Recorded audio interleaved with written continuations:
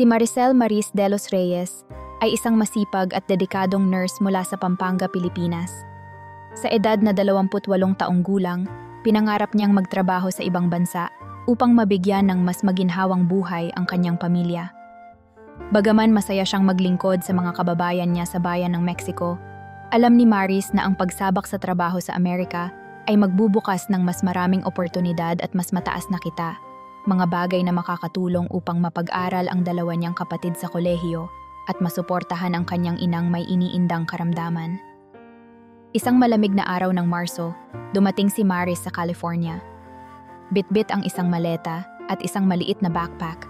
Tumuloy siya sa isang maliit na apartment na malapit sa ospital kung saan siya itinalaga. Sa unang tingin, parang hindi nalalayo sa Maynila ang paligid. Maraming tao, matataas ang gusali, at ang ingay ng mga sasakyan ay walang tigil.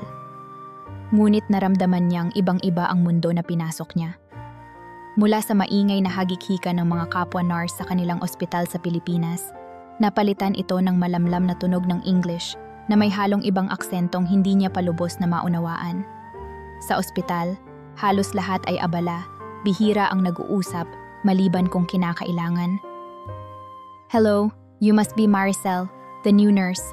Masiglang bati ng head nurse na si Natalie Jones ng unang araw ni Maris sa trabaho. May malumanay ng ngiti si Natalie, ngunit ramdam ni Maris ang kaunting nerbiyos. "I'm Natalie. If you need anything, just let me know. I'll show you around." Napa-oo na lang si Maris habang sinusubukang intindihin ang bawat salitang sinasabi ni Natalie.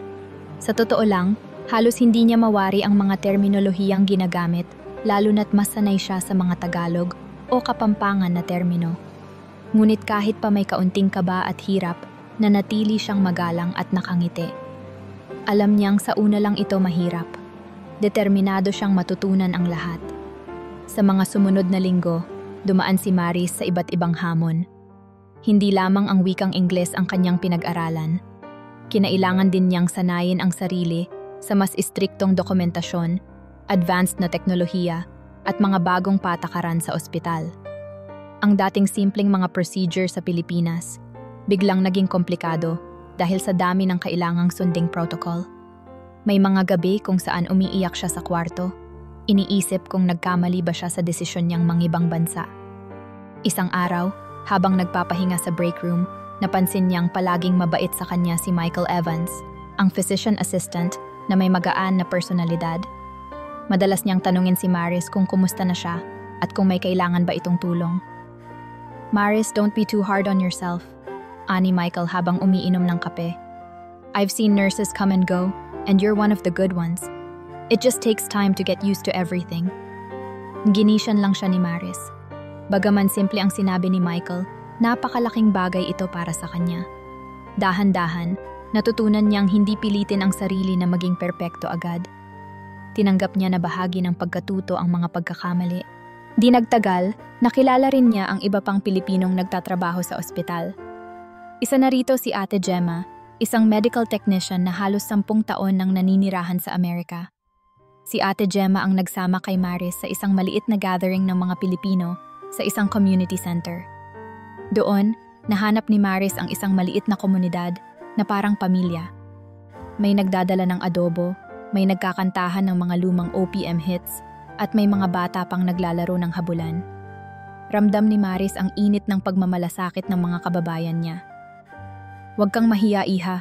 Alam namin ang pinagdadaanan mo," wika ni Ate Gemma nang minsang mag-usap sila. "Lahat kami rito dumaan sa adjustment. Pero makakasanayan mo rin yan. Bilib nga ako sa'yo eh. Ang bata mo pa, pero ang lakas ng loob mong lumipat dito mag-isa." Bawat linggo, sumasama si Maris sa mga ganitong pagtitipon. Nagiging masaya siya tuwing makakakita ng pamilyar na mukha, makakarinig ng sariling wika, at makakasalo sa pagkaing kinalakhan niya. Sa mga pagkakataong iyon, nararamdaman niyang hindi siya nag-iisa. Sa ospital naman, unti-unting nakikilala si Maris. Sa kabila ng kanyang pag-a-adjust, naging noticeable ang kanyang kasipagan at pagiging maalaga sa mga pasyente. Maraming doktor at nurse ang napapansin na kahit pagod na si Maris, palagi pa rin siyang may ngiti at malasakit sa mga pasyente. Sa katunayan, Isang araw ay kinausap siya ng isang resident doctor na si Dr. Patel. Maris, I noticed how you handled that patient in 304. You were very patient and compassionate. Keep it up. Kahit na medyo hirap pa rin si Maris sa pagsasalita ng Ingles, sinikap niyang magpasalamat. Thank you, Dr. Patel. I try my best. Sa bawat linggong lumilipas, mas lalong gumagaan ang pakiramdam ni Maris. Nakakakita na siya ng liwanag sa kabila ng lahat ng hirap. Nagkaroon siya ng mga kaibigan na nagpapalakas ng loob niya. Si Natalie, na naging mentor niya. Si Michael, na laging handang magbigay ng encouragement. At ang kanyang mga kababayang Pilipino na para na ring pamilya niya sa Amerika. Unti-unti, naramdaman niya na ang mga sakripisyo niya ay nagiging sulit. Sa bawat araw na nagdaraan, nagiging inspirasyon siya hindi lamang sa kanyang mga pasyente, kundi pati na rin sa mga taong nakakakilala sa kanya. Habang nagiging mas komportable na si Maris sa kanyang pang-araw-araw na buhay sa ospital, unti-unting lumitaw ang mga hindi inaasahang problema. Ang kanyang sipag at dedikasyon na dati kinahanga-hangaan ng marami ay nagdulot din ng pagkainggit sa iba. May ilang kasamahan na tila nag-umpisang magpalaganap ng chismis laban kay Maris, sinasabing siya raw ay nagpapabida at nagmamagaling. Bagaman hindi sila hayagan kung makipagtalo, ramdam ni Maris ang mga pasimpleng pasaring, mga komento na para bang hindi siya bagay sa posisyon niya. Sa tuwing mayroon siyang ginagawang tama, lagi na lang mayroong isang masasabing, kaya lang naman yan pinupuri ng mga boss kasi bago pa siya. Tingnan natin kung tatagal. Sa kabila nito, nanatiling kalmado si Maris. Hindi niya pinansin ang mga negatibong pahayag at nagpatuloy siya sa kanyang trabaho. Ngunit isang araw, nahuli niya ang isang kasamahan, si Jillian, na may ginagawang kahina-hinalang transaksyon. Isang beses na pumasok si Maris sa supply room, narinig niyang may kausap sa telepono si Jillian. Okay, sigurado ako. Pero tandaan mo, yung porsyento ko ha, sa susunod na promotion, ako na ang mauuna. Bagaman hindi siya sigurado sa buong detalye, malinaw sa kanya na may pinag-uusapan itong hindi tama. Naging mahirap ang sitwasyon para kay Maris. Kung ire-report niya si Jillian, maaaring lumala ang tensyon sa trabaho. Ngunit kung pababayaan niya, magiging bahagi siya ng isang sistema na hindi makatarungan. Ang gabing iyon, halos hindi siya makatulog. Paulit-ulit niyang tinanong ang sarili, tama bang makialam ako? Paano kung ako naman ang balikan? Samantala, patuloy ang pagtanggap ni Maris ng maraming overtime shifts. Alam niyang kailangang kumayod dahil sa mga bayaring iniwan niya sa Pilipinas at sa mga pangangailangan ng pamilya. Hindi niya alintana ang mahabang oras sa trabaho. Para sa kanya, mas mahalaga ang makapagpadala ng pera upang mapaaral ang mga kapatid. Ngunit habang lumilipas ang mga buwan, nagsimulang maramdaman ni Maris ang labis na pagod. Dumating sa puntong bumabagsak na ang kanyang resistensya, nagkakaroon siya ng sakit sa ulo, at minsan ay hindi na siya nakakakain ng maayos. Ang dating sigla sa kanyang mga mata ay napalitan ng pagod at lungkot. Naging malaking hamon din para kay Maris ang diskriminasyon mula sa ilang opisyal ng ospital. Hindi naman ito garapalan, ngunit ramdam niya ang pagkakaiba ng trato sa kanya kumpara sa mga kasamahan niyang puti. May pagkakataon na hindi siya pinapakinggan sa mga team meetings kahit pa malinaw ang kanyang mga ideya. Sa isang insidente, kinwestiyon ng isang supervisor ang paraan ng pagsulat niya ng chart notes kahit pa sumusunod siya sa standard protocol. Maris, I think you're not familiar with the proper documentation here. You need more training, sabi nito. Kahit alam ni Maris na tama ang ginagawa niya, napilitan siyang umiling na lang at magpakumbaba. Sure ma'am, sagot niya ng mahinahon. I will review the protocol again. Tuwing may ganitong pagkakataon, napapaisip siya kung bakit hindi makitang kapantay siya ng ibang nurse. Gayunpaman, sinikap niyang gawing inspirasyon ang mga hamong ito. Gusto niyang patunayan na kahit anong lahi, kaya niyang maging mahusay sa trabaho. Sa bawat diskriminasyong nararanasan, mas lalo siyang nagpursige. Mas naging metikuloso siya sa mga chart notes, mas inalam niya ang bawat procedure, at mas pinagbubutihan niya ang pakikitungo sa mga pasyente. Ngunit hindi maiiwasan ang epekto ng lahat ng ito sa kanyang emosyonal na kalagayan. Sa mga gabi ng matinding pagod, naiisip niyang sumuko na lang. Minsan, Habang nagpapahinga siya sa break room, tumabi si Natalie at tahimik siyang sinamahan. Nang mapansin ni Natalie ang pagod na ekspresyon sa mukha ni Maris, tinapik niya ito sa balikat. You know, Maris, I've seen a lot of nurses go through tough times, and you're one of the strongest. But even strong people need rest. Wika ni Natalie. Natawa ng kaunti si Maris. Thanks, Nat. I need to keep going. My family depends on me. I understand. But remember, you can't help them if you don't take care of yourself first. Sabi ni Natalie. Sa mga pagkakataong ganito, natutunan ni Maris na magbigay ng kaunting panahon para sa sarili. Bagaman mahirap, sinubukan niyang maglaan ng isang araw sa isang linggo kung saan mas maaga siyang natutulog, kumakain ng masustansya, at minsan ay tumutungo sa mga community events na inorganisa ng kanyang kapwa Pilipino. Sa mga simpleng pagsasama ng kababayan, nararamdaman niyang nababawasan ang bigat ng stress. Naalala niya kung bakit niya piniling magtrabaho sa Amerika, hindi lamang para sa pera, kundi para rin sa mas magandang hinaharap ng kanyang pamilya. Sa gitna ng lahat ng pagsubok, pinanatili ni Maris ang kanyang dedikasyon. Sa kabila ng pagkainggit ng iba, sa kabila ng mga maling gawain na nasaksihan niya, at sa kabila ng diskriminasyong dinaranas niya, pinili niyang magpatuloy. Hindi niya hinayaang mawasak ang kanyang dignidad at pananampalataya sa sariling kakayahan. Sa bawat araw na lumilipas, natutunan niyang maghanap ng balanse. Ang paglalaan ng oras para sa trabaho, pamilya, at personal na kaligayahan. Bagaman hindi laging madali, naging matibay si Maris sa paninindigan na anuman ang mangyari, ipagpapatuloy niya ang laban. Sa kabila ng lahat ng hirap na kanyang pinagdaanan, nagpatuloy si Maris sa pagsusumikap sa trabaho. Unti-unti niyang natutunan ang sistema ng ospital, at kahit pa may mga kasamahan siyang naiinggit, nanatili siyang kalmado at nakatuon sa kanyang mga responsibilidad.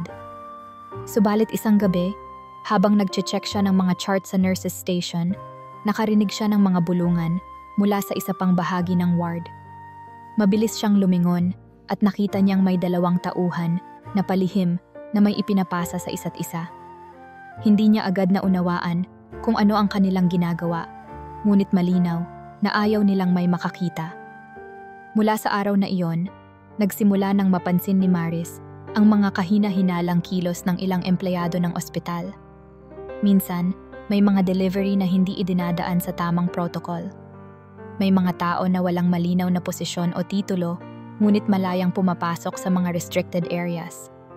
Sa una, iniisip niyang baka normal lang ito at hindi lang siya sanay sa lahat ng proseso. Ngunit habang tumatagal, mas dumarami ang nakikita niyang hindi tama. Mga kahina-hinalang transaksyon, labis-labis na supply na biglang nawawala, at mga pasyente na nagrereklamo ng overcharging o billing discrepancies. Isang gabi, habang nag-aayos ng mga dokumento, napansin niyang hindi nakalock ang isang file cabinet sa administrative office. Sa loob nito, may mga resibo, dokumento, at listahan ng mga pangalan na tila walang kaugnayan sa regular na pasyente records. Habang tinitignan niya ito, biglang pumasok si Jillian.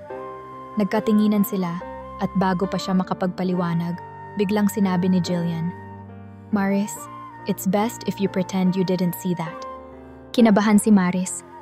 Sa mga sumunod na linggo, sinubukan niyang alamin pa ang mga detalye ng hindi nagiging halata. Unti-unti niyang naipon ang mga ebidensyang nagpapakita na may iligal na aktibidad na nagaganap sa ospital. Ang mas masaklap pa, nalaman niyang sangkot dito ang ilang miyembro ng lokal na pulisya. Isa na rito si Officer Randall, na madalas pumunta sa ospital at nagpapakita ng labis na interes sa mga transaksyon ng supply chain. Kilala si Officer Randall sa pagiging palakaibigan, ngunit sa likod ng kanyang maskara ay isang pulis na ginagamit ang kanyang kapangyarihan para protektahan ang sindikato. Habang dumadalas ang kanyang obserbasyon, nagsimula na ring makatanggap ng pananakot si Maris. Isang gabi, matapos ang kanyang shift, may nakita siyang papel sa ilalim ng kanyang windshield wiper. Nakalagay doon ang maikli, ngunit nakakapanginig na mensahe. "Stop asking questions, mind your own business."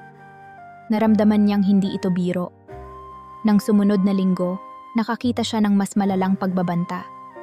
Isang hindi kilalang tao ang tumawag sa kanyang telepono, nagsasabing, Alam namin kung sino ka. Kung ayaw mong mapahamak, itigil mo na yan.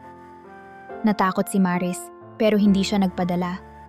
Alam niyang may responsibilidad siya, hindi lang sa kanyang propesyon, kundi sa kanyang konsensya. Sinubukan niyang mag-ulat sa mga opisyal ng ospital, ngunit tila walang nakikinig. May ilan pang staff na umamin sa kanya na may nalalaman din sila, ngunit lahat sila ay takot magsalita. Maris, alam mo naman ang nangyayari dito, sabi ng isa sa mga janitor na kilala niya. Pero sino ang sasama sa'yo? Wala. Lahat kami natatakot.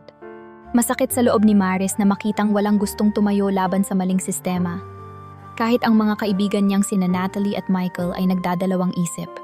Isang gabi, kinausap siya ni Michael sa break room. Maris, I know you're trying to do the right thing. Sabi nito, hawak ang isang cup ng kape. But you have to understand, you're putting yourself in danger. You can't take this on alone. Michael, if no one speaks up, nothing will change. Sagot ni Maris. I can't just close my eyes to all this. Hindi masabi ni Michael kung ano ang nararamdaman niya. Gusto niyang tulungan si Maris, pero alam niyang delikado ito. Samantala, si Natalie naman ay mas nakatuon sa kaligtasan ni Maris. Maris, think about your family back home. What if something happens to you? Tanong ni Natalie. Pero kahit anong paliwanag ang ibigay nila, nanatili si Maris sa kanyang paninindigan. Ayaw niyang maging bahagi ng kultura ng pananahimik. Sa kabila ng lahat, nagpatuloy si Maris sa kanyang trabaho.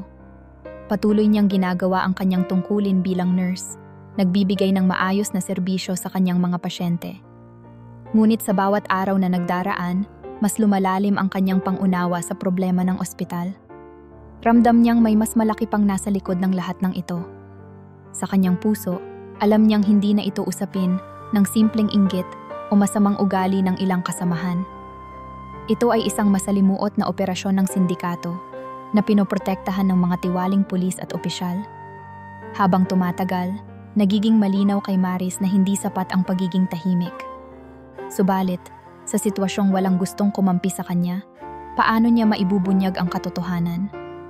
Sa kabila ng kanyang tapang, ramdam ni Maris ang bigat ng responsibilidad na ito. Ngunit alam niya na hindi siya titigil hanggang hindi niya natutuklasan ang buong katotohanan at nailalabas ang mga tunay na salarin sa liwanag. Mula sa pagiging tahimik na saksi ng mga anomalya sa ospital, biglang naging sentro ng usapan si Maris. Isang araw, habang abala siya sa pag-aasikaso ng kanyang mga pasyente, napansin niyang may kakaibang tensyon sa mga kasamahan niya. Hindi na tulad ng dati na simpleng inggit lamang ang nararamdaman niya mula sa ilan, kundi isang mas matinding pag-iwas at mga makahulugang sulyap. Hanggang sa marinig niya mismo ang isang bulong mula sa isa sa mga nurse sa break room. Si Maris, narinig ko involved daw siya sa, alam mo na, sa sindikato. Parang binuhusan ng malamig na tubig si Maris. Paano siya napasama sa usapang iyon? Alam niyang marami siyang nalalaman, ngunit ni minsan ay hindi siya nakialam sa operasyon ng mga tiwali sa ospital. Pilit niyang inaalala ang mga pangyayari at natanto niyang baka may gustong isabit siya upang ilayo ang atensyon mula sa mga tunay na sangkot. Sa mga araw na sumunod, mas dumami pa ang mga bulong-bulungan. May mga nurse na hindi na siya tinatabihan sa lunchroom, mga doktor na dati magalang sa kanya, ngunit ngayoy malamig na ang pakikitungo, at maging ang mga janitor ay tila iniiwasan na ang kanyang tingin. Pinakamalala pa, pati sa kanyang komunidad ng mga Pilipino ay kumalat ang maling impormasyon. Isang araw, habang dumadalo siya sa regular na pagtitipon ng mga kababayan sa community center, lumapit sa kanya si Ate Gemma. Iha, maingat na wika nito. May naririnig akong mga bali-balita. Totoo ba yung sinasabi nila na may kinalaman ka raw sa mga iligal na bagay sa ospital? Gusto niyang sumigaw ng hindi, pero napigil niya ang sarili. Sa halip, mahinahon niyang ipinaliwanag. Ate Gemma, hindi ko alam kung saan nanggagaling yang mga kwento. Ni minsan hindi ako sumali sa kahit anong kalokohan. Ang gusto ko lang naman ay gawin ng tama ang trabaho ko. Alam ni Maris na hindi lahat ay maniniwala sa kanya. May mga kababayan siyang nanatiling kampante sa tabi niya, ngunit mas marami ang naging malayo at nagdududa. Ang komunidad na dati nagbibigay sa kanya ng kaligayahan at suporta, ay biglang tila naging mapanghusga. Ang sakit ay lalong tumindi nang tumigil ang mga imbitasyon sa kanya sa mga social gatherings. Dati lagi siyang tinatawagan upang tumulong sa mga charity event o simpleng salo-salo. Ngunit ngayon ay tila nalimutan na siya. Ang kanyang reputasyon, ang bagay na pinakakaingat-ingatan niya mula pa nang magsimula siya sa Amerika, ay unti-unting nawawasak. Hindi nagtagal, nakatanggap siya ng liham sa kanyang locker sa ospital. Isang pirasong papel na may nakasulat. Tumigil ka na. Alam naming wala kang alam, pero wag ka nang mag-usisa kung ayaw mong mapahamak. Sa una, inisip niya na baka isa lang itong biro, ngunit nang magpatuloy ang mga pagbabanta sa susunod na mga araw, natakot na si Maris. May mga pagkakataong pag-uwi niya ng gabi, ay pakiramdam niya ay may sumusunod sa kanya. May tumatawag sa telepono niya, ngunit hindi nagsasalita. Minsan pa, may natanggap siyang text na nagsasabing alam ng nagpadala kung saan siya nakatira. Naging mas mahirap ang sitwasyon para kay Maris dahil sa kawalan niya ng mapagkakatiwalaan.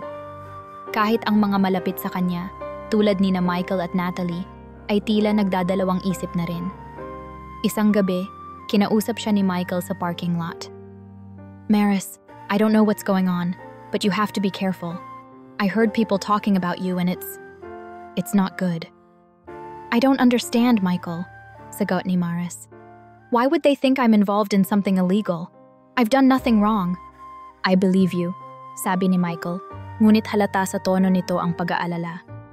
But right now, I think it's best if you keep a low profile. Don't attract too much attention. Ang sinabi ni Michael ay lalong nagpalito kay Maris. Paano siya mag-low profile kung siya na mismo ang itinuturo ng marami? Kahit sa ospital, ramdam niya ang malamig na pakikitungo ng mga dating kakampi. Hindi na siya tinutulungan sa mga mahihirap na pasyente at may mga kasamahan na biglang nawawala kapag siya na ang naka-assign sa isang emergency case. Kahit nais niyang magsalita at ipagtanggol ang sarili, wala siyang sapat na ebidensya upang linisin ang kanyang pangalan. Ang mga sinasabing testigo laban sa kanya ay hindi niya kilala at tila imbento lamang. Ang mga supervisor ay tila umiiwas ding makialam, marahil ay takot din sa sindikatong nakapaligid sa ospital. Sa kabila ng lahat, hindi nawalan ng loob si Maris. Kahit hindi siya sigurado kung sino ang tunay na kaibigan, pinanatili niya ang kanyang professionalism. Pinilit niyang ipakita sa kanyang trabaho na wala siyang itinatago. Bagaman mahirap, tiniis niya ang mga bulong, ang mga mapanghusgang tingin, at ang malamig na pakikitungo ng mga tao. Para kay Maris, ang tanging paraan upang maipakita ang kanyang pagkatao ay sa pamamagitan ng kanyang dedikasyon at integridad bilang isang nurse. Ngunit sa likod ng kanyang tapang, alam niyang kailangang may gawin. Hindi maaaring manatili siya sa ganitong sitwasyon habang patuloy siyang nilalagay sa alanganin. Kung wala nang maniniwala sa kanya, paano niya mababawi ang kanyang pangalan? At kung patuloy siyang tatahimik, paano niya maiiwasang maipit palalo sa malalim na gulo? Muling nagbalik ang tanong sa kanyang isipan. Sino ang maaari niyang pagkatiwalaan? Habang mas lalong lumalalim ang mga intriga, ramdam ni Maris na kailangan niyang kumilos bago patuluyang mawala ang lahat. Ang pagbagsak ng reputasyon ni Maris sa ospital at komunidad ay hindi nagkataon lamang. Sa likod ng kanyang kasipagan at pagkakakilala bilang isang mabuting nurse, taglay niya ang isang lihim na matagal na niyang pinapanatiling nakatago. Si Maris ay isang undercover agent ng Federal Bureau of Investigation, FBI. Hindi siya nagpunta sa Amerika para lamang magtrabaho bilang nurse. Isa itong cover-up ang maimbestigahan ang malawakang katiwalian na nagaganap sa ospital. Matagal nang may natanggap ang FBI na ulat tungkol sa mga anomalya rito at pinili si Maris para sa mahirap at delikadong misyon na ito dahil sa kanyang propesyon at ang kanyang kakayahang mag-adjust sa mga bagong kapaligiran. Sa una, nagawa ni Maris na manatiling inosenteng nurse na tila walang alam sa malalaking isyong bumabalot sa ospital. Ngunit habang lumalalim ang kanyang investigasyon, hindi maiwasan ang pag-usbong ng mga komplikasyon. Ang pagkakasangkot niya sa usapin ng sindikato, bagaman dulot ng maling paratang, ay naglagay sa kanya sa alanganin. Isa itong dagok sa kanyang misyon. Kung tutuusin, Mas pinahirap nito ang kanyang sitwasyon sa halip na mas mapabilis ang kanyang trabaho bilang tagapag-imbestiga. Habang pinapanatili niya ang kanyang tungkulin bilang nurse, patuloy din siyang naguulat ng mga natuklasan sa kanyang mga contacts sa FBI. Hindi ito madali. Kailangan niyang itago ang bawat hakbang, maging ang kanyang mga dokumento at kagamitan para sa pagkalap ng impormasyon. Minsan, sa kalagitnaan ng pagpapalit ng bandage ng isang pasyente, biglang tumawag sa kanya ang kanyang handler. "Maris," sabi ng boses sa kabilang linya, "we need an update. Have you identified any key players yet?" Agad niyang inilihim ang kanyang sagot, bumubulong habang lumalabas ng silid ng pasyente. "Yes, I have names, but it's getting more dangerous. They're starting to suspect me." Dahil sa kanyang posisyon, naging tulay si Maris ng FBI sa mga whistleblower sa loob ng ospital. May ilang empleyado na handang magbahagi ng impormasyon, ngunit takot na makilalang sangkot sa investigasyon. Sa kanyang pakikipag-usap sa kanila, pinatibay ni Maris ang kanilang loob. "Kung hindi tayo kikilos, magpapatuloy ang mga mali dito. Hindi lang reputasyon ng ospital ang nakataya, pati buhay ng mga pasyente." Wika niya sa isang janitor na nagsiwalat ng detalye tungkol sa iligal na pag-aangkat ng mga gamot. "Hindi mo kailangang magsalita ng lantaran. Bigyan mo lang ako ng tamang lead at ako na ang bahala." Ngunit habang lumalakas ang kilusan ng mga whistleblower, naramdaman ni Maris ang lumalaking panganib. Ang mga corrupt na pulis na kasama sa sindikato, kabilang na si Officer Randall, ay tila nakakahalata na sa kanyang mga galaw. Napansin niyang sinusundan na siya. Minsan, pag-uwi niya ng gabi, may mga sasakyang parang walang sawang umiikot sa kanyang apartment. May mga pagkakataong tila may tao sa hallway ng ospital na nagmamasid sa kanya, na agad namang tumatalikod kapag tumingin siya. Ang mga pananakot ay naging mas madalas. Isang beses, habang naka-duty siya, natagpuan niyang sira ang kanyang locker. Nakita niyang wala namang nawalang gamit, ngunit may nakasulat na "Stay away" sa loob ng pinto nito. Sa kabila ng lahat, hindi sumuko si Maris. Alam niyang kailangan niyang magpatuloy sa kanyang misyon, kahit pa nangangahulugan ito ng patuloy na paglalagay sa sarili sa panganib. Ngunit dito rin pumasok ang moral dilemma na matagal nang bumabagabag sa kanya. Sa isang banda, may tungkulin siya bilang ahente ng FBI na maibunyag ang katiwalian at mapanagot ang mga tiwali. Sa kabilang banda, may obligasyon din siya sa sarili at sa kanyang pamilya na manatiling ligtas. Madalas siyang magtatanong sa sarili, hanggang kailan ko ito kakayanin? Paano kung mapahamak ako? Paano ang pamilya ko kung mawala ako? Sa tuwing naiisip niya ito, napapasandal siya sa pader at tinititigan ang kanyang reflection sa salamin. Nariyan si Maris, ang nurse na tinitingala ng ilan ngunit iniiwasan ng iba. Nariyan din si Maris, ang agent na nagdala ng misyon sa kabila ng lahat ng sakripisyo. Alam niyang bawat desisyon ay may kapalit. Kung pipiliin niyang mag-ingat at tumigil sa investigasyon, maaaring mailigtas niya ang sarili, ngunit hahayaan niyang magpatuloy ang korupsyon. Kung magpapatuloy naman siya, lalo lamang lalakas ang mga puwersang gustong pumigil sa kanya. Ang bigat ng pasyang ito ay hindi madaling dalhin, ngunit nanatili siyang matatag. Sa kanyang puso, alam niyang hindi niya kayang talikuran ang kanyang paninindigan. Ipinangako niya sa sarili noong una pa lang. Anuman ang mangyari, hindi siya titigil hanggat hindi niya natutupad ang layuning itinalaga sa kanya. Para kay Maris, hindi ito tungkol sa sarili niyang kaligtasan. Tungkol ito sa hustisya, sa mga pasyenteng umaasa sa sistemang dapat sanay nag-aalaga sa kanila, at sa mga whistleblower na lumabas sa kanilang comfort zone upang magsabi ng katotohanan. Sa bawat araw na lumilipas, nagiging mas mahirap ang kanyang sitwasyon. Ngunit sa bawat hakbang, mas lumalapit siya sa pagkakabunyag ng katotohanan. Sa bawat panganib na kanyang hinaharap, mas lumilinaw ang kanyang paninindigan na sa kabila ng lahat, kailangan niyang ipaglaban ang tama. Kahit na ang tanging alam niyang sigurado sa mga panahong ito ay ang hirap at bigat ng kanyang misyon. Sa gitna ng lahat ng gulo at panganib na kinakaharap ni Maris, may isang liwanag na unti-unting tumulong upang maibsan ang bigat ng kanyang pinapasan. Ito ay si Michael Evans, ang physician assistant na naging higit pa sa isang kasamahan para sa kanya. Sa mga unang buwan pa lang ng kanilang pagkakilala, si Michael ang isa sa mga taong tunay na nagtitiwala kay Maris. Hindi siya natakot sa mga chismis o sa mga maling paratang na nakapalibot sa nurse. Sa halip, tahimik siyang nanatiling nakamasid at handang tumulong sa kung anumang paraan. Nagsimula ang lahat sa maliliit na kilos ng suporta. Sa tuwing may mabigat na gawain, palaging nag-aalok si Michael ng tulong. Kung may mga gabi na kailangan ni Maris na mag-overtime, palagi siyang nandyan upang tiyaking nakakakain si Maris at may oras itong makapagpahinga. Ngunit hindi lamang pisikal na suporta ang ibinibigay ni Michael. Higit sa lahat, isa siyang moral support. Madalas silang mag-usap sa break room at kahit hindi diretsahang sinasabi ni Maris ang buong detalye ng kanyang sitwasyon, tila nauunawaan na ito ni Michael. "Maris," sabi ni Michael isang gabi habang nagkakape silang dalawa, "I can tell that something's bothering you. I don't need to know everything, but just remember that you're not alone in this." Nagulat si Maris sa sinseridad sa boses ni Michael. Sa tagal ng panahon na sinusubukan niyang itago ang kanyang nararamdaman, sa wakas ay may isang tao na nagpaparamdam na hindi niya kailangang labanan ang lahat ng hamon ng mag-isa. "Thanks, Michael," sagot ni Maris. "That means a lot."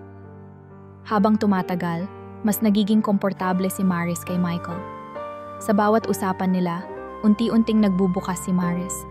Naging isang tahimik na tagapakinig si Michael, hindi nang huhusga, hindi nagtatanong ng labis. Dahil dito, napansin ni Maris ang sarili niyang umaasa sa kanya. Sa gitna ng lahat ng intriga sa ospital, naging sandalan niya si Michael. Kung may mga araw na mas mabigat kaysa karaniwan, sapat na ang makita si Michael sa hallway upang maramdaman niyang may kaunting gaan sa kanyang kalooban. Subalit hindi rin maitatanggi ang mas malalim na damdaming nag-ugat mula sa kanilang pagkakaibigan. Sa kabila ng hirap na kanilang pinagdaraanan sa trabaho, naroon ang unti-unting pag-usbong ng mas malapit na relasyon. Sa mga simpleng sulyap, sa bawat masigla ngunit maiksing pagngiti ni Michael, ramdam ni Maris na may kakaiba ng koneksyon sa pagitan nila. Hindi niya ito planado, ngunit hindi rin niya kayang pigilan ang damdamin. Isang gabi, habang naglalakad sila papuntang parking lot, biglang huminto si Michael.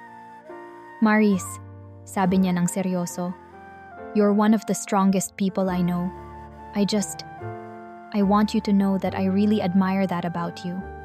And I hope you know that I'm here for you. Always." Napatingin si Maris kay Michael, nagtataka kung saan patungo ang sinasabi nito. Ngunit sa likod ng pagkabigla, naramdaman niyang nagbabago rin ang kanyang nararamdaman. "Michael," sagot niya, bahagyang nakangiti. "You don't have to say that, but I appreciate it. Really, I do." Habang unti-unting nahuhulog ang loob nila sa isa't isa, alam ni Maris na hindi ito magiging madali. Dahil sa kanyang lihim na pagkatao bilang isang FBI agent, hindi niya maaaring hayaan na masangkot si Michael sa masalimuot na mundo na kanyang ginagalawan. Masakit para sa kanya, ngunit kinailangan niyang itago ang ilang bahagi ng kanyang buhay. Kahit na si Michael ang taong pinakagusto niyang pagkatiwalaan, alam niyang hindi siya maaaring magkwento ng buo. Alam niyang anumang mali niyang hakbang ay maaaring gamitin laban sa kanya at sa kanilang relasyon. Subalit dumating ang puntong hindi na napigilan ni Maris na ipaalam kay Michael ang katotohanan. Sa isang tahimik na gabi, matapos ang mahabang shift, naupo sila sa break room at nag-usap. "Michael," sabi ni Maris nang mabigat ang boses, "there's something I need to tell you." Tumigil si Michael sa pag-inom ng kanyang kape, tumingin kay Maris, at hinintay ang kanyang susunod na sasabihin. "I'm not just a nurse," patuloy ni Maris. "I'm working with the FBI. That's why things have been complicated." Sa halip na magulat o magalit, si Michael ay nanatiling kalmado. "Maris," sabi niya, "that explains a lot. I've suspected that something was going on, but I didn't want to push you. I'm here to help you no matter what." Naging mas malalim ang kanilang relasyon matapos ang pag-amin ni Maris. Bagaman nagdalawang isip si Maris kung tama bang sabihin ito, napatunayan niyang kayang intindihin ni Michael ang kanyang sitwasyon. Simula noon, naging mas aktibo si Michael sa pagsuporta sa kanya. Minsan, tumutulong siya sa pagkuha ng impormasyon, ngunit mas madalas, Siya ang nagbibigay ng lakas ng loob kay Maris sa mga panahong tila nawawalan na siya ng pag-asa. Habang lalong lumalala ang sitwasyon sa ospital at mas tumitindi ang mga banta laban kay Maris, mas naging malapit sila ni Michael. Sa gitna ng kaguluhan, naging malinaw sa kanilang dalawa na ang pagmamahalan nila ay isang bagay na kailangang ingatan. Alam nilang maraming bagay ang nakataya, hindi lamang ang kanilang relasyon, kundi pati na rin ang misyon ni Maris. Ngunit sa bawat hamon na kanilang kinakaharap, mas lumalalim ang tiwala at pagmamahal nila sa isa't isa. Bagaman unti-unting nagkakaroon ng linaw ang masalimuot na operasyon ng sindikato sa ospital, ang pagtuklas sa mga tunay na utak ng katiwalian ay naging napakahirap para kay Maris. Ang pinakaprominenteng tauhan sa likod ng iligal na gawain ay si Officer Randall. Si Randall ay isa sa mga kilalang opisyal ng lokal na pulisya, isang tao na may magandang reputasyon sa harap ng publiko, ngunit taglay ang isang madilim na lihim.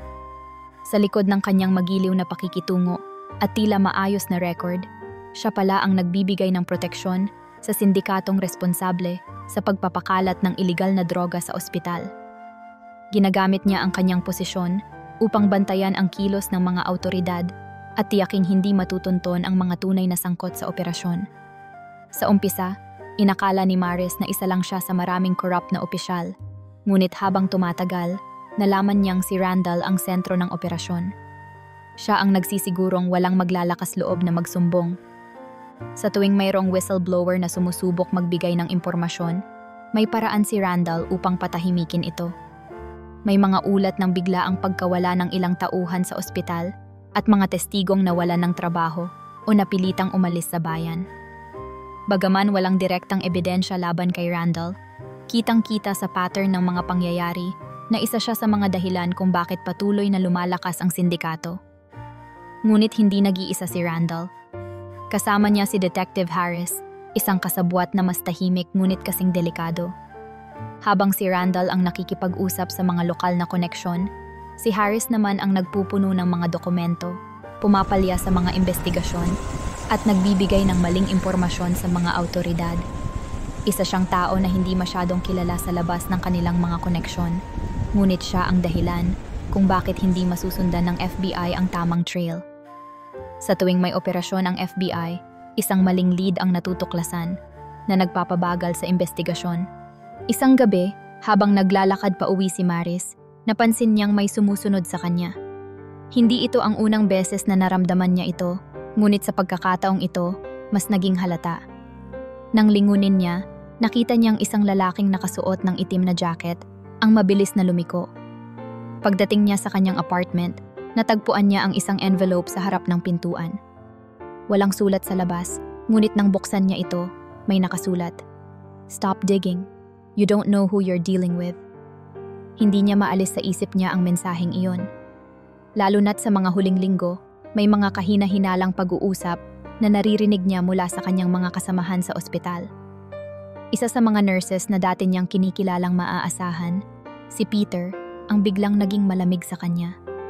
Dati, lagi silang nagkakapalitan ng impormasyon tungkol sa mga pasyente, ngunit ngayon ay tila umiiwas na ito sa kahit anong usapan. Nagkaroon ng isang insidente kung saan narinig niyang may kausap si Peter sa telepono. Bulong-bulong nitong sinasabi ang isang code na hindi niya maunawaan.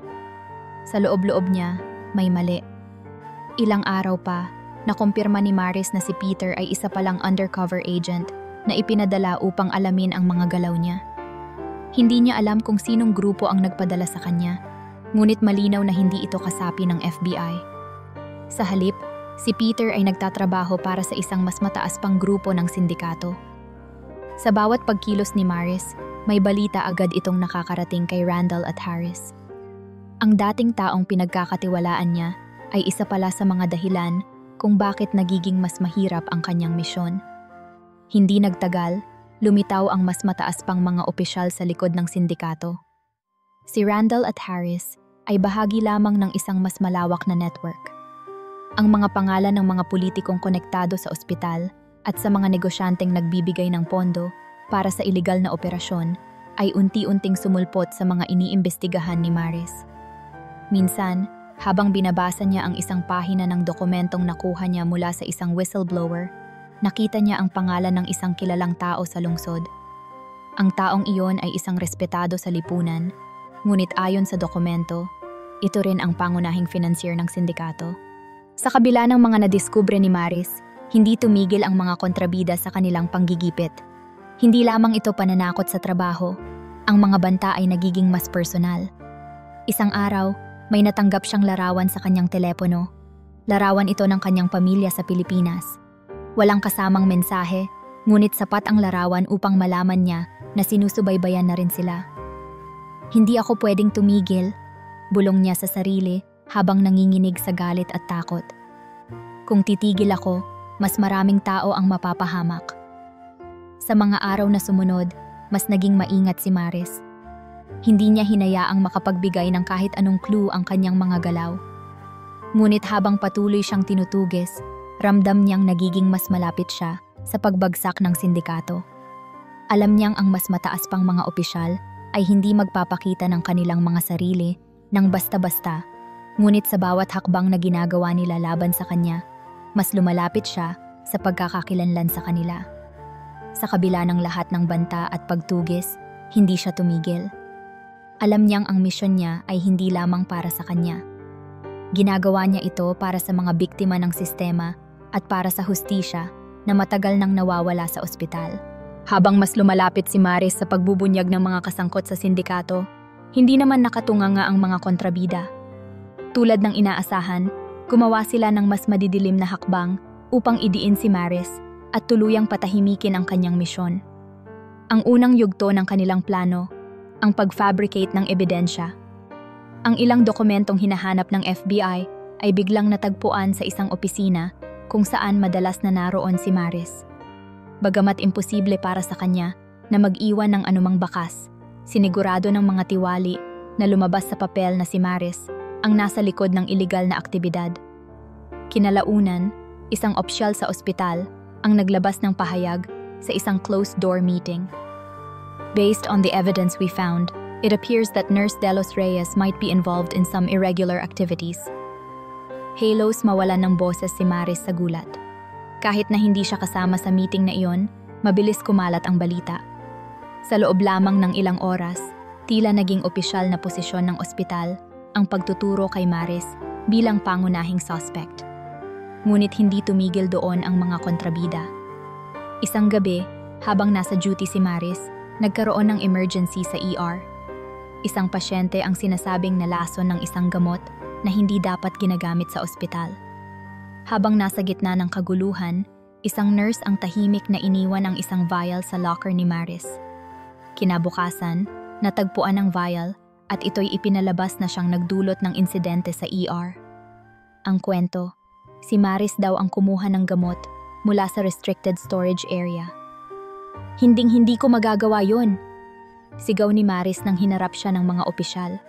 Ngunit kahit anong paliwanag ang gawin niya, tila bingi ang lahat.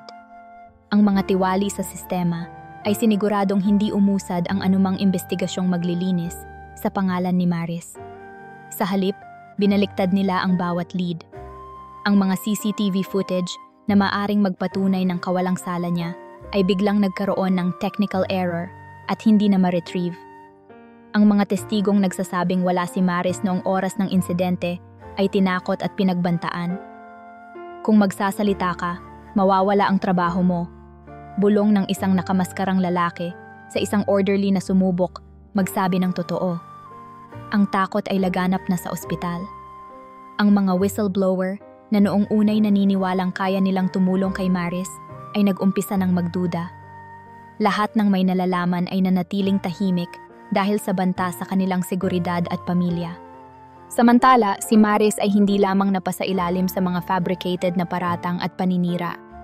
Pinuntirya rin ng sindikato ang kanyang pamilya sa Pilipinas. Isang araw, nakatanggap siya ng tawag mula sa kanyang kapatid. "Ate, may mga lalaking pumunta dito kahapon.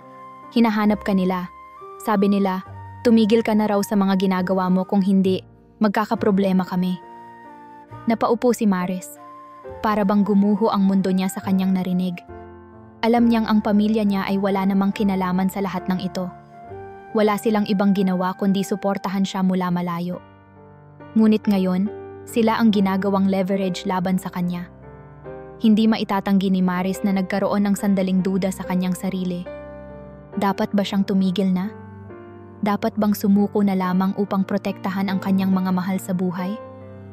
Ngunit sa kabila ng kanyang takot, isang bagay ang mas matimbang, ang pagkamit ng hustisya. Hindi siya makapapayag na ang mga tiwali ang magwagi. Kung titigil siya ngayon, magiging bahagi lamang siya ng kultura ng pananahimik at pagsuko. Kaya't kahit mas mahirap, mas mapanganib, at mas nakakatakot, pinili niyang magpatuloy. Sinuportahan siya ng kanyang mga tunay na kakampi sa FBI, at alam niyang may mga tao pa rin sa ospital na naniniwala sa kanya, kahit takot silang magsalita. Ngunit ang buhay ni Maris ay patuloy na nagiging mas mahirap. Sa bawat oras na pumasok siya sa ospital, ramdam niyang para siyang isang kriminal na pilit hinahabol ng sariling anino. Lahat ng galaw niya ay minamatyagan. Lahat ng tao ay tila nakatingin, nagtatanong kung totoo ba ang mga akusasyon laban sa kanya. Ngunit sa likod ng mga sulyap at bulong-bulungan, alam niyang nasa likod nito ang mga tao ni Randall at Harris. Habang palapit ng palapit si Maris sa pagbubunyag ng mga nasa likod ng sindikato, mas lalo ring pinatindi ng mga kontrabida ang kanilang pag-atake. Hindi lang basta banta ang kanilang ibinabato. Ginagawa nila ang lahat upang sirain ang pagkatao ni Maris, upang patigilin siya sa anumang paraan. Ngunit sa kabila ng lahat ng ito, nanatili siyang matatag. Hindi siya nawalan ng pag-asa. Alam niyang kailangan niyang ipaglaban ang tama, hindi lang para sa sarili kundi para sa lahat ng biktima ng sistemang ginawang instrumento ng korupsyon at kawalang katarungan. Hindi inaasahan ni Maris na darating ang araw na siya mismo ang target ng operasyon. Isang gabi, habang nagsasara na ng kanyang locker, matapos ang isang mahaba at pagod na shift, biglang dumating ang 2 pulis na malalaking tao at mahigpit ang ekspresyon sa muka. "Maris de los Reyes," sabi ng isa, "you're under arrest." Agad siyang natigilan. Sa kabila ng lahat ng pagsisikap niyang manatiling maingat, heto siya ngayon, inaresto sa harap ng kanyang mga kasamahan. Halos hindi siya makagalaw habang nilalapitan ng mga pulis. Ngunit bago pa man siya mahawakan, isang kasamahan niya sa FBI na nakabalatkayo bilang janitor sa ospital ang biglang sumulpot. Mahinang bulong nito sa radyo, "Operation compromised. Agent De Los Reyes is exposed." Isang sigaw ang narinig mula sa malayo. "Go!" At biglang umilaw ang isang alarm na nagbigay ng sapat na kaguluhan para kay Maris upang makatakbo papalayo. Hinabol siya ng mga pulis, ngunit kabisado ni Maris ang mga pasilyo ng ospital at nakahanap siya ng isang daanan papunta sa basement. Doon, hinintay siya ng isang kasamahang ahente. "Get in the car now!" Sigaw nito habang pinagbuksan siya ng pinto. Habang mabilis na tinatahak ang madilim na kalsada, hindi maiwasang mapaisip ni Maris kung gaano nakabigat ang kanyang sitwasyon. Wala na siyang matatakasan. Ang mga ebidensya laban sa kanya, bagaman gawa-gawa lamang, ay masyado ng kapanipaniwala. Kung hindi siya makakahanap ng solidong ebidensyang makakapagpabagsak sa mga nasa likod nito, mananatili siyang takas at hindi kailanman makakabalik sa normal na buhay. "Maris, listen," sabi ng kasamahan niyang ahente habang minamaneho ang sasakyan. "We found something. There's a warehouse in the outskirts of the city. It's been abandoned for years, but we have intel suggesting that's where they've been hiding the documents." Nagkatinginan silang dalawa. Alam ni Maris na ito ang kanilang tsansa. Kailangan nilang makuha ang mga dokumentong iyon upang mapatunayang inosente siya at maibunyag ang mga pangunahing leader ng sindikato. Kinabukasan, nagtipon-tipon ang maliit na grupo ng mga tapat na ahente sa isang safe house. Naroon si Maris, ang handler niyang si Agent Phillips, at ilang mga field operatives na handang tumulong sa kanya. "We need to act fast," sabi ni Phillips. "Randall's people are on high alert, and if we don't move now, they might relocate the evidence." Si Maris, bagamat pagod at kabado, ay nagpakita ng determinasyon. "Let's get this done. If we find those documents, we can finally take them down." Sa gabi ng operasyon, tahimik na pumasok ang grupo sa warehouse. Madilim ang paligid at tanging ang mga flashlight nila ang nagbibigay liwanag sa lumang istruktura. Nagsimula silang maghanap ng mga file cabinet, mga nakakalat na kahon, at mga nakalock na drawer. Habang nagkakalkal, biglang sumigaw ang isa sa kanila. "Incoming! They're here!" Nagdatingan ang mga tauhan ni Randall, armado, at handang ipagtanggol ang kanilang teritoryo. Nagkaroon ng matinding bakbakan. Bawat sulok ng warehouse ay tila naging war zone. Si Maris, bagamat nurse sa paningin ng karamihan, ay hindi lamang simpleng tagapag-alaga. Nagtraining siya bilang isang ahente at marunong siyang humawak ng baril. Ginamit niya ang kanyang galing sa taktika upang makalaban at maipagtanggol ang kanyang mga kasama. Habang umaalingaw-ngaw ang mga putok, naramdaman ni Maris ang adrenaline sa kanyang katawan. Nagpatuloy ang labanan hanggang sa unti-unting mawalan ng tao ang mga kalaban. Nang sila'y makapagpahinga, agad nilang hinanap ang mga dokumento.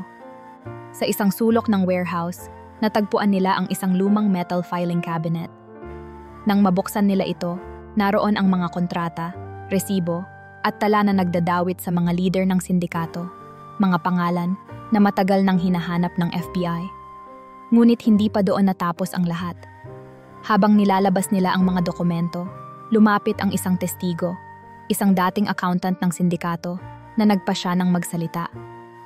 "I can confirm everything," sabi nito habang nanginginig sa takot. "I kept records of all their transactions. Randall, Harris, and even the higher-ups, they're all in those documents." Dahil sa tapang ng testigong ito, mas lalong lumakas ang kaso laban sa sindikato. Sa sumunod na araw, inilabas ng FBI ang nakalap nilang ebidensya kasama ang testimonya ng testigo. Ang mga pangunahing leader, kabilang si Officer Randall at Detective Harris, ay hindi na nakatakas. Sila'y inaresto at nilitis sa korte. Para kay Maris, ito ay isang malaking tagumpay. Matapos ang lahat ng sakripisyo at panganib na hinarap niya, sa wakas ay napatunayan niyang inosente siya. Hindi lamang iyon, ang pagbagsak ng sindikato ay nagdala ng hustisya sa maraming tao, mula sa mga biktima ng ilegal na droga hanggang sa mga pasyenteng naapektuhan ng kanilang katiwalian. Bagamat mahirap ang daan patungo rito, alam ni Maris na sulit ang lahat ng kanyang pinagdaanan. Sa kabila ng matinding labanan sa warehouse, natagpuan din ni Maris ang kalayaan mula sa mga maling paratang at banta.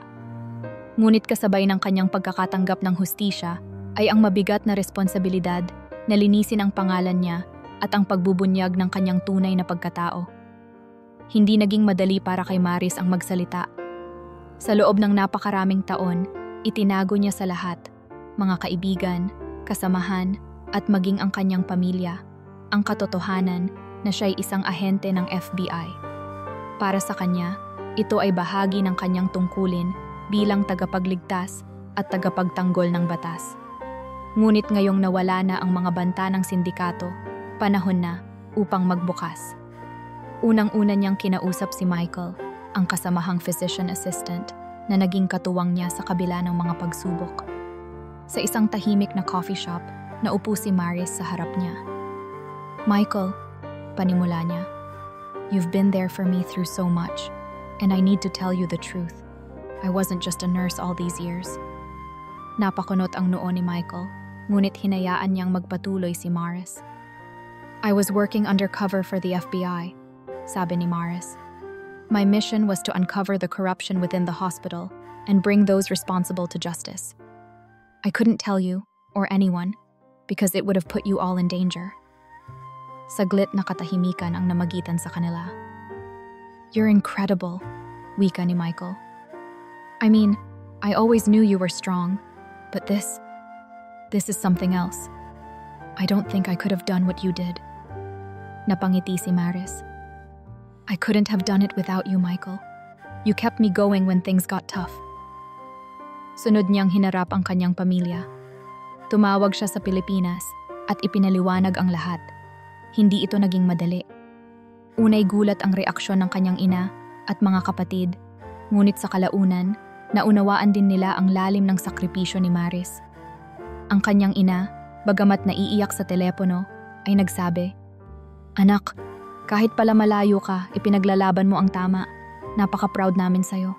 Habang linilinaw ni Maris ang mga pangyayari sa mga mahal niya sa buhay, Patuloy namang isinasaayos ng FBI ang mga kaso laban sa mga tiwaling opisyal.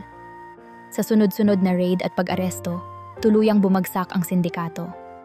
Ang mga leader nito, mula kay Officer Randall hanggang sa mas mataas pang koneksyon, ay kinasuhan at sinentensyahan. Ang mga tauhan ng ospital na napatunayang kasabwat sa iligal na gawain ay tinanggal sa posisyon at pinanagot sa batas. Sa wakas, ang ospital ay muling naging isang lugar na nakatuon sa pagpapagaling, hindi sa katiwalian. Ang mga tumulong kay Maris sa kabila ng panganib ay binigyan ng nararapat na pagkilala.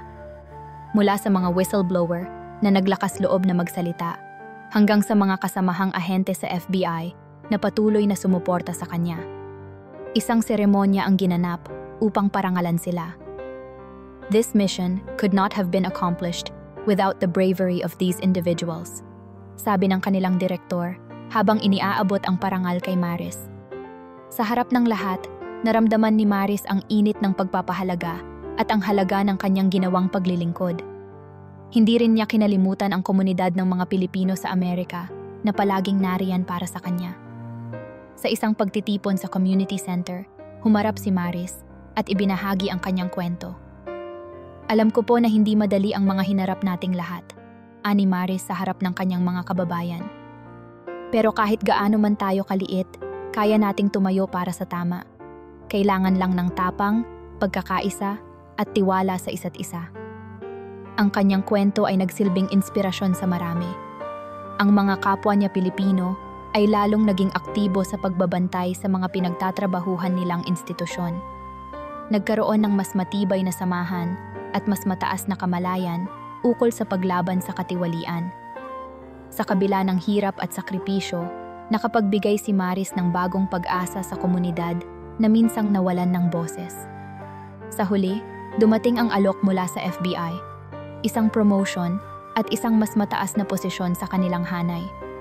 Bagamat malaking karangalan ang alok na ito, hindi ito agad tinanggap ni Maris.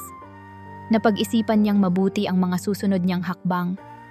Hinarap niya ang sarili at muling sinuri ang kanyang mga hangarin. Mahal pa rin niya ang pagiging nurse, ang direktang pagtulong sa mga pasyente, at ang pagbibigay serbisyo sa mga nangangailangan. Sa isang mahabang pag-uusap, kasama ang kanyang supervisor sa FBI, sinabi ni Maris, "I deeply appreciate the promotion, but I think my heart belongs to nursing. That's where I feel I can make the most difference every single day." Pinaunlakan ang kanyang desisyon at siya'y muling nagbalik sa ospital. Ngunit sa pagkakataong ito, may panibagong pananaw at lakas ng loob. Si Maris, ang undercover agent na minsang nagpanggap bilang nurse, ay naging nurse muli, hindi na para sa isang misyon, kundi para sa kanyang pangarap. Sa kabila ng lahat, napili niyang sundin ang tinig ng kanyang puso, ang tunay na serbisyo para sa kapwa. Sa wakas, matapos ang lahat ng hirap at sakripisyo, bumalik si Maris sa kanyang propesyon bilang nurse. Sa muling pagtapak niya sa ospital, ramdam niya ang kakaibang pakiramdam. Hindi na ito gaya ng dati.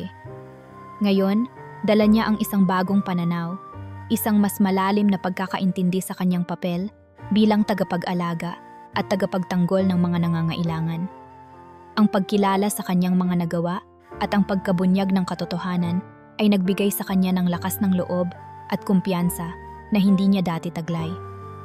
Sa unang araw ng kanyang pagbabalik, napansin niyang tahimik pa rin ang mga kasamahan niya. Ilan sa kanila ay nananatiling aloof, marahil dahil hindi pa lubusang naipaliwanag sa kanila ang buong kwento ng kanyang misyon. Ngunit si Maris, sa halip na makaramdam ng kaba o pagkabahala, ay nginitian lamang ang bawat isa. Unti-unti, nagsimulang mag-usap ang mga tao.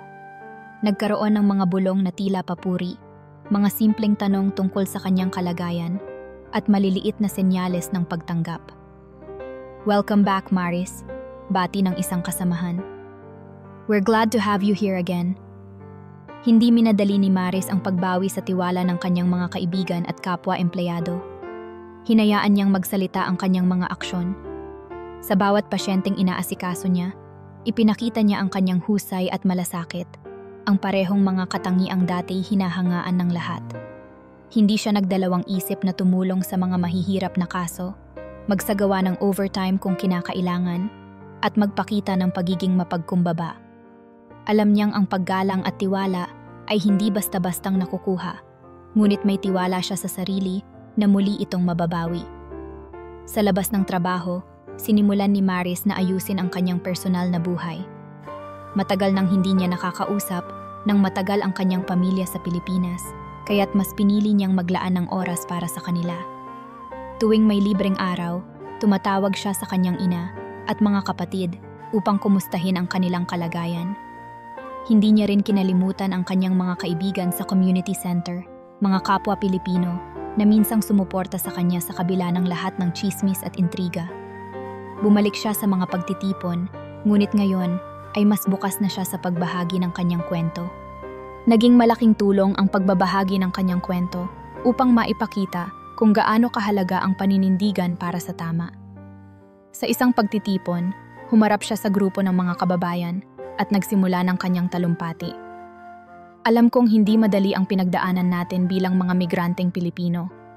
Dumaan tayo sa diskriminasyon, sa inggit, at sa maling paratang. Pero tandaan natin, ang katotohanan at hustisya ang dapat nating itaguyod. Kahit gaano man kahirap, kahit gaano man kalaki ang mga hamon, kaya nating tumayo para sa tama. Dahil sa kanyang kwento, mas lalong napalapit ang komunidad sa kanya. Maraming kabataan ang lumapit upang magtanong kung paano maging matatag sa harap ng pagsubok. Ang ilan sa kanila ay nagsabing inspirasyon nila si Maris sa pagpili ng karera sa healthcare. Ang mga matatanda naman ay nagpasalamat dahil nakita nila ang pagbabago sa ospital at ang mas ligtas na paligid. Si Maris, sa kabila ng kanyang pagiging mapagkumbaba, ay ramdam ang responsibilidad na maging mabuting ehemplo para sa iba. Sa ospital, unti-unting bumalik ang kanyang magandang reputasyon.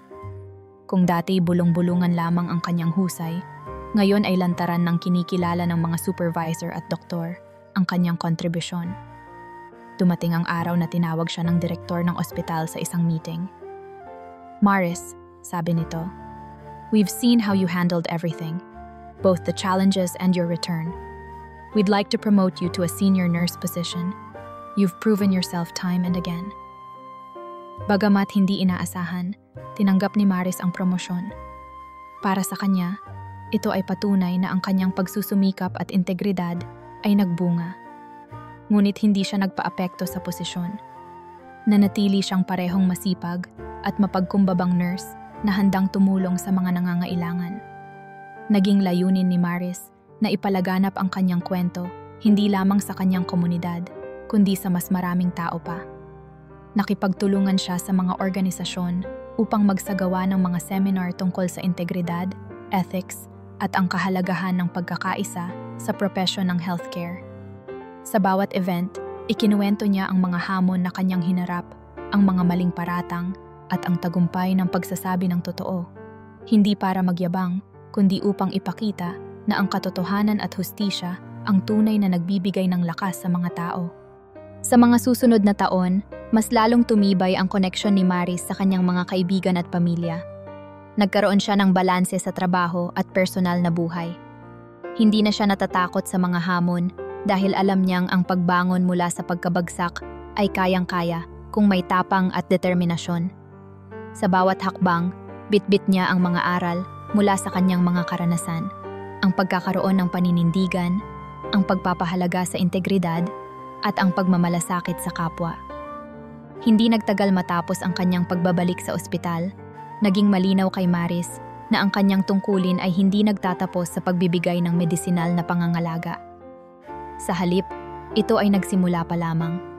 Ang kanyang naging karanasan bilang undercover agent, pati na rin ang hamon ng pagtatanggol sa kanyang pangalan, ay nagbigay sa kanya ng mas malalim na layunin, hindi lamang magtrabaho para kumita, kundi magbigay ng inspirasyon at suporta sa iba. Ang una niyang hakbang ay ang mas aktibong pakikilahok sa Filipino community sa Amerika. Bagamat matagal na siyang kasali sa mga pagtitipon ng kanyang mga kababayan, ngayong nalinis na ang kanyang pangalan at natapos na ang misyon, mas nagkaroon siya ng pagkakataong maging leader. Minsan, sa isang forum ng mga Filipino nurse sa Los Angeles, tumayo si Maris upang ibahagi ang kanyang karanasan. Alam kong marami sa atin ang dumating dito sa Amerika na may simpleng pangarap, ang kumita para sa pamilya. Pero huwag nating kalimutan na hindi lang tayo mga manggagawa. Tayo rin ay mga inspirasyon. May kapangyarihan tayong magturo, magbahagi ng kaalaman, at magtulungan. Sa bawat pagkakataon na magsalita siya, mas maraming kababayan ang lumalapit sa kanya, nagtatanong, humihingi ng payo. Dahil dito, sinimulan niyang bumuo ng isang grupo na nagbibigay ng mentorship sa mga bagong dating na nurse.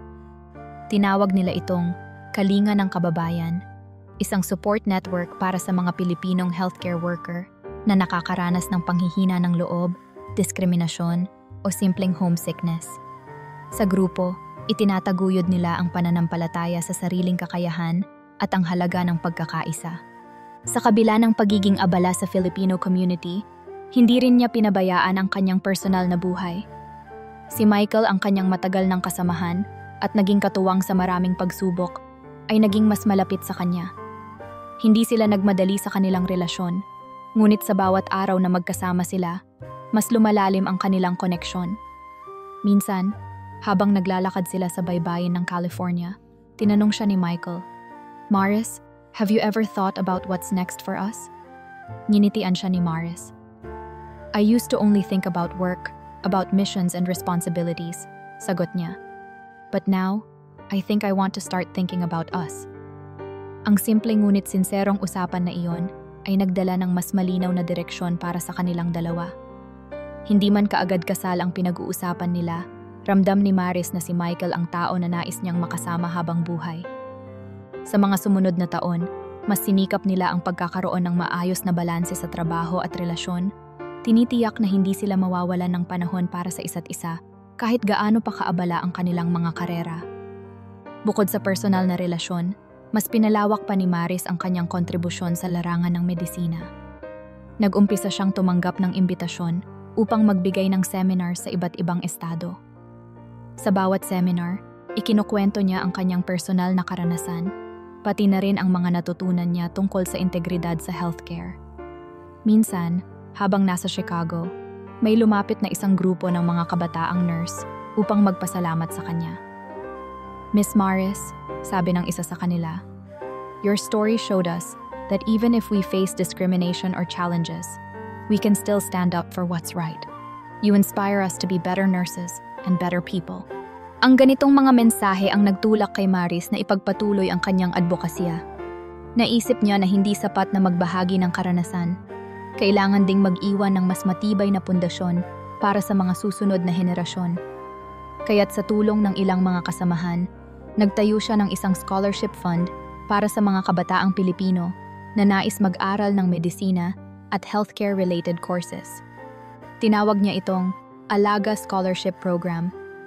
Ang layunin nito ay tulungan ang mga mag-aaral na makapagtapos ng walang inaalalang utang o bayarin basta't maglilingkod sila sa mga underserved communities pagkatapos nilang makapagtapos. Ang tagumpay ko ay hindi lamang para sa akin, wika niya sa kanyang unang fundraising gala. Ito ay para sa lahat ng kabataang may pangarap, para sa mga pamilyang umaasa, at para sa kinabukasan ng ating mga komunidad. Lahat tayo ay may kakayahang magbigay ng pagbabago. Sa kabila ng dami ng kanyang ginagawa, nanatili pa rin si Maris bilang nurse sa ospital. Alam niyang doon siya nagsimula at doon siya unang natuto ng kahalagahan ng malasakit. Bagamat dumami na ang kanyang mga responsibilidad, hindi siya kailanman nawalan ng oras para sa mga pasyente. Naging mentor siya sa mga bagong nurse, tumutulong sa kanila sa mga unang hakbang nila sa kanilang propesyon. Sa tuwing may pasyenteng magpapasalamat sa kanya, naaalala ni Maris kung bakit niya pinili ang landas na ito. Ang pagmamalasakit sa tao, ang pagpapagaling, at ang pagbibigay ng bagong pag-asa. Ngayon, si Maris ay hindi lamang isang nurse. Siya ay isang mentor, isang tagapagtaguyod ng edukasyon, at isang inspirasyon sa maraming Pilipino, hindi lamang sa Amerika, kundi pati na rin sa Pilipinas. Sa bawat araw, bitbit niya ang kanyang natutunan sa nakaraan. Ang halaga ng pagiging matatag, ang lakas ng integridad, at ang walang kapantay na ginhawa ng pagtulong sa kapwa. Sa wakas, natagpuan ni Maris ang mas masaya at makabuluhang buhay. Hindi lamang bilang isang profesional, kundi bilang isang taong may misyon para sa iba. Ang kwento ni Maris ay hindi lamang tungkol sa kanyang personal na tagumpay, kundi sa mas malawak na leksyon na hatid nito.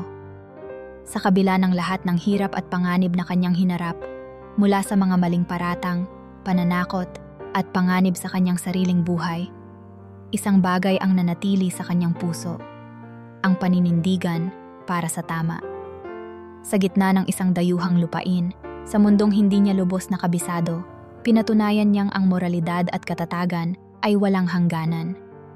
Hindi ito nasusukat sa lugar kung saan ka naroroon, kundi sa mga aksyon at prinsipyo na bitbit mo saan ka man mapadpad. Habang binabalikan ni Maris ang mga nangyari, ramdam niyang higit sa kahit anong gantimpala, ang natutunan niya ang pinakamahalagang bagay. Sa gitna ng matitinding pagsubok, natuklasan niyang laging may liwanag na naghihintay. Isang liwanag na hindi basta-basta nawawala, kahit pa tila napakadilim ng paligid. Ang bawat araw na napuno ng kaba at pangamba ay laging nagwawakas sa pag-asa, na ang katotohanan ay magwawagi, na ang mga biktima ay makakakuha ng hustisya, at na ang kanyang mga sakripisyo ay hindi mawawalan ng saysay. Sa proseso ng lahat ng ito, mas lalong lumalim ang pagmamalaki ni Maris sa kanyang pinagmulan. Ipinakita niya na bilang isang Pilipino, kaya niyang harapin ang kahit anong hamon. Na kahit nasa isang sistema siyang puno ng tiwaling opisyal at mapanlinlang na mga tao, nanindigan siya para sa kanyang mga prinsipyo. Sa pamamagitan ng kanyang determinasyon, nakapagbigay siya ng inspirasyon sa kanyang komunidad. Mula sa mga kapwa niya Pilipino na natutong manindigan para sa tama, hanggang sa mga kabataang nurse na ngayon ay may bagong lakas ng loob na harapin ang mundo, si Maris ay naging isang simbolo ng tapang at pag-asa. Ang isa pang mahalagang bagay na natutunan ni Maris ay ang halaga ng bawat buhay. Hindi lamang siya naging tagapag-alaga ng katawan, kundi tagapag-alaga rin ng dignidad at karapatan ng mga pasyente at kasamahan niya. Sa bawat pagkakataon na naalala niya ang mga taong natulungan niya, ramdam niya ang kaligayahang dulot ng tunay na serbisyo. Minsan, habang nakaupo siya sa labas ng ospital, matapos ang isang mahabang shift, naisip niya ang isang pasyente na minsan nang nawalan ng pag-asa. Dahil sa kanyang malasakit at dedikasyon, gumaling ang pasyente at nakabalik sa kanyang pamilya. Ang ganoong mga tagpo ang nagpapaalala kay Maris na higit sa anumang titulo o posisyon, ang pagiging tao at ang pagkakaroon ng malasakit ang tunay na nagbibigay kahulugan sa kanyang propesyon. At sa likod ng lahat ng tagumpay na ito, alam ni Maris na ang pinakamahalaga ay ang pagkakaisa. Ang mga hamon na hinarap niya ay hindi niya nalampasan ng mag-isa. Mula sa mga kasamahan niya sa trabaho na tahimik na sumuporta, hanggang sa mga Pilipinong nagbigay ng moral na lakas sa kanya, patunay na ang pagkakakilanlan at pagkakaisa bilang mga Pilipino ay isang malakas na puwersa. Ang bawat simpleng "kaya mo yan, Maris" na narinig niya ay nagsilbing gasolina upang magpatuloy. Ang bawat pagtitipon ng komunidad, ang bawat kapwa Pilipinong dumamay, ay nagbigay sa kanya ng tiwala sa sarili at lakas upang harapin ang kahit anong hamon. Ngayon, sa bawat pagtingin ni Maris sa kanyang sarili, hindi lamang niya nakikita ang isang nurse o isang dating agent ng FBI. Nakikita niya ang isang Pilipinong nagtataglay ng tapang at prinsipyo. Isang taong dumaan sa unos, ngunit hindi kailanman sumuko. Isang inspirasyon hindi lamang para sa mga nasa healthcare, kundi para sa lahat ng Pilipinong nangangarap na kahit saan man dalhin ng buhay, kaya nilang magtagumpay at manatiling tapat sa kanilang mga prinsipyo. Sa kanyang puso, dala-dala ni Maris ang aral na kahit saan man mapunta, kahit ano pa ang trabaho, at kahit ano pa ang hamon, ang tama ay tama.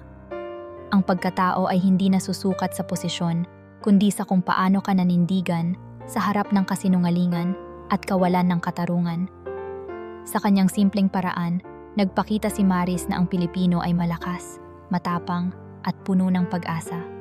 At ito ang mensaheng nais niyang ipasa sa bawat isa, na sa kabila ng lahat ng hirap, ang ating pagkakakilanlan bilang mga Pilipino at ang ating malasakit sa kapwa ay ang ating pinakamalaking yaman.